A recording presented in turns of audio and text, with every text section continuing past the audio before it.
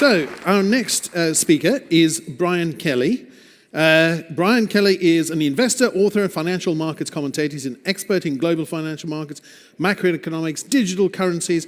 He's over 20 years experience in financial markets, author of the book, The Bitcoin Big Bang, and how alternative currency is about to change the world. You probably recognize him quite a lot because he's a CNBC contributor, can be seen regularly on Smart Money. Fun fact, Brian and I, we joke, although we shouldn't really, we're actually quite proud of the fact that we are amongst some of the first people in our respective countries to pay tax, or to try very hard to pay tax on our Bitcoin profits. Please welcome Brian Kelly.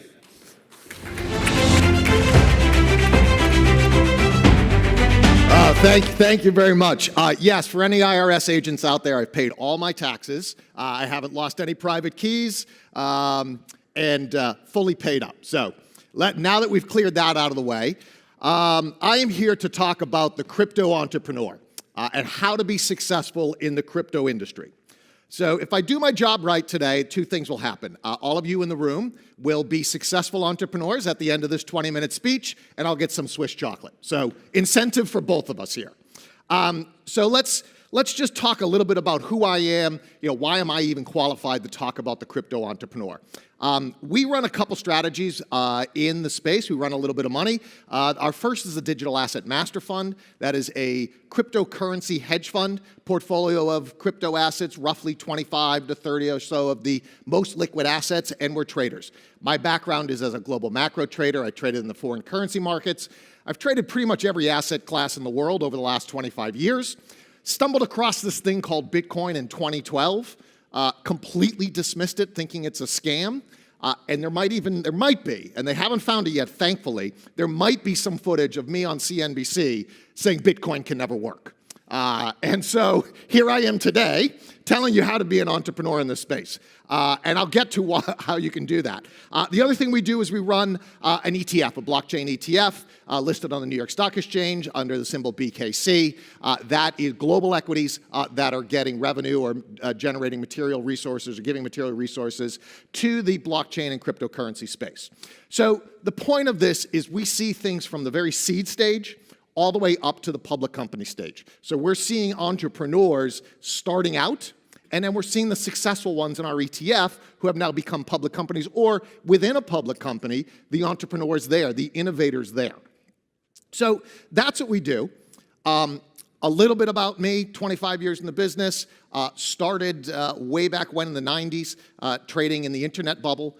When I stumbled across Bitcoin, once I decided it wasn't a scam and it was going to work, I understood that I missed a lot of the internet bubble. I was too young, probably a little too dumb, and had no money back then. Had two nickels to rub together and didn't take advantage of the internet bubble. When I saw cryptocurrencies, I thought, all right, this is the next stage. This is what the rest of my career is going to look like, and I'm not going to miss this one. So I've been tasked with what it is to be a successful entrepreneur. So I've put up some nice little symbols here, and I'll talk a little bit about what it is to be a successful entrepreneur, not just in the crypto space, because a lot of people in the space say, oh, it's cryptocurrency, it's different. It's not. The same things apply here, you're just using a different tool. So the first thing that I've learned over my years is you have to listen. So I mentioned I started my career in the 90s. I started with Lehman Brothers as a cold caller. I was one of those annoying guys that would call you up and say, would you like to buy some IBM stock? And I was 20 years old. I thought it was the worst job in the world. I might as well have been selling steak knives door to door, right? And not that there's anything wrong with steak knives, but it just wasn't for me.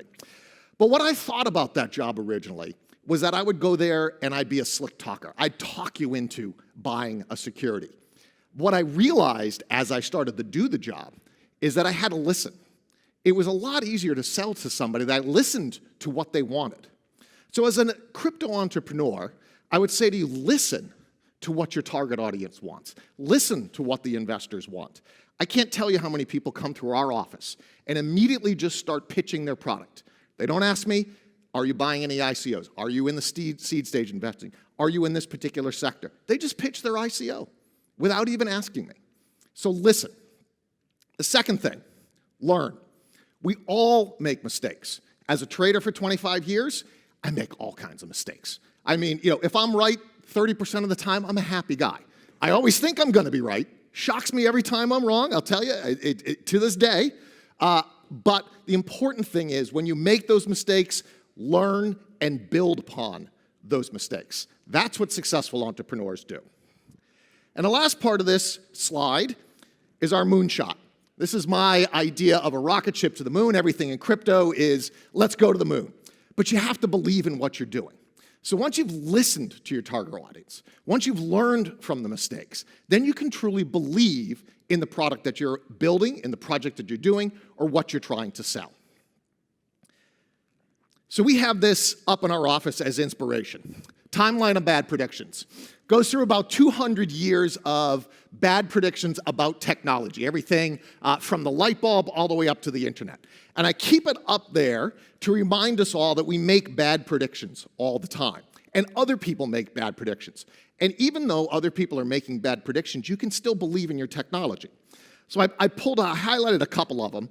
Let's take a look at this one. This one is fantastic. This is about the Wright brothers. You can't fly in a machine that's heavier than air. It's utterly impossible. That was written 18 months before the Wright brothers flew in Kitty Hawk. 18 months, okay? So the Wright brothers believed. The Wright brothers failed a lot. But 18 months before that, nobody thought they could do it. Here's another one that I love. This one's about Henry Ford. The horse is here to stay, but the automobile is a fad. You know how many people tell me cryptocurrency is a fad, Bitcoin is a fad, it's tulips, it's Beanie Babies, it's all of that? Well, they thought the car was a fad. So this was written, and this was uttered by the head of the Michigan Savings Bank, told Henry Ford's lawyer not to invest in the car. But you know what? Henry Ford went on to sell 40% of the cars in the US, and a lesson that he learned is learn from your mistakes. The Model T, which was his most successful vehicle, there were 9 models before that. He failed 9 times before he was able to sell a car. And this head of the Michigan Savings Bank missed out on an opportunity. So don't listen to the naysayers. Make sure you've listened to your target audience, but don't listen to the naysayers. And believe in what you're going to do. And then the final one, which is the granddaddy of them all, everybody loves this. This is about the internet, written by a Newsweek reporter in 1995. Truth is, no online database is ever going to replace your newspaper.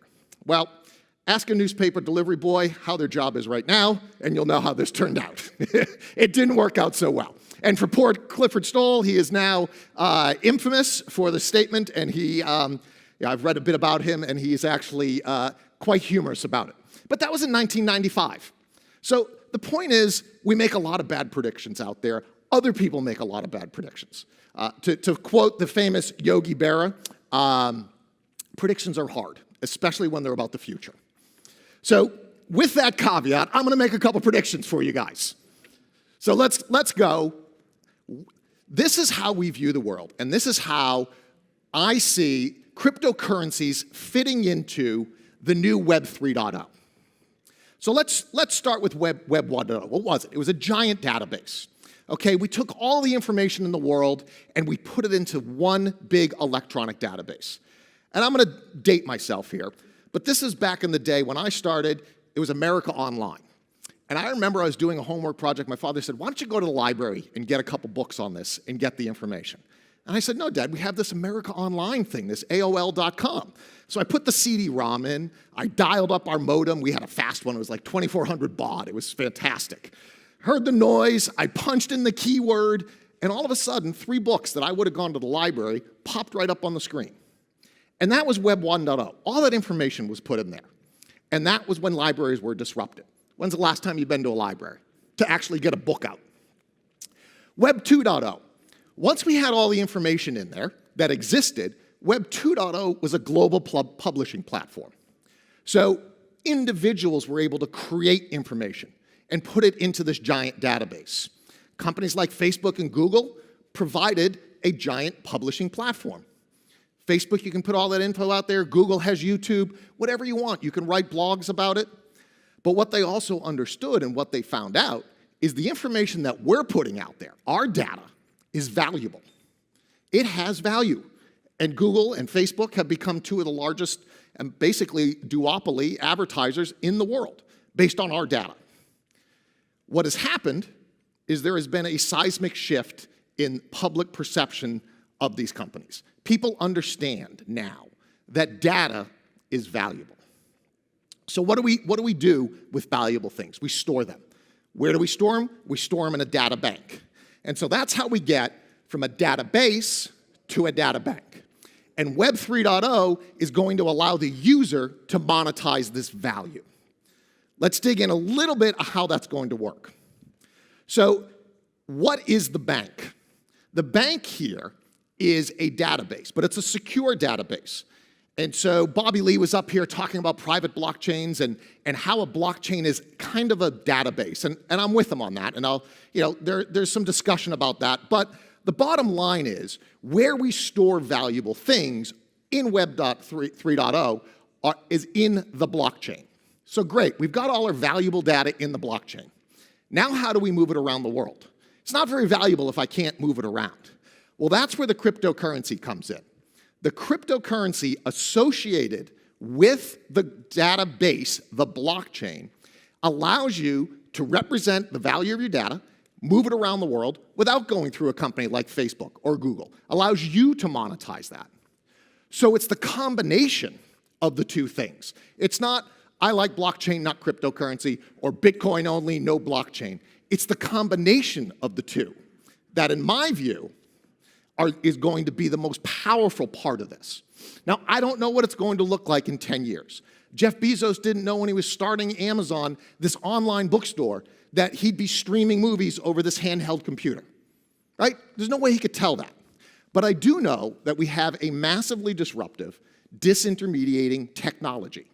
And we now have what people are calling Web 3.0, which is going to allow people to monetize that data.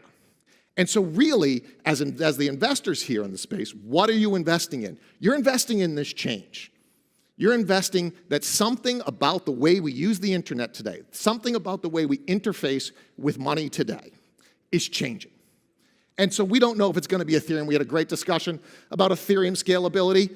I don't know if it's going to be Ethereum. Seems like it has a pretty good shot. I've got my Ethereum socks on today, just a little support for the waning currency. It seems like it's getting beat up, so I thought I would do that today. But we don't know what it's going to look like. But we do know the way to make money in investments is when things change from one state to the next. And in my view, this is where we are. We are at this changing point to Web 3.0, from a global database to a global data bank. So now, I want to leave you with one more thing, or I want to add one more thing here, and I'll leave a little bit of room for questions here. One more thing about being a successful entrepreneur.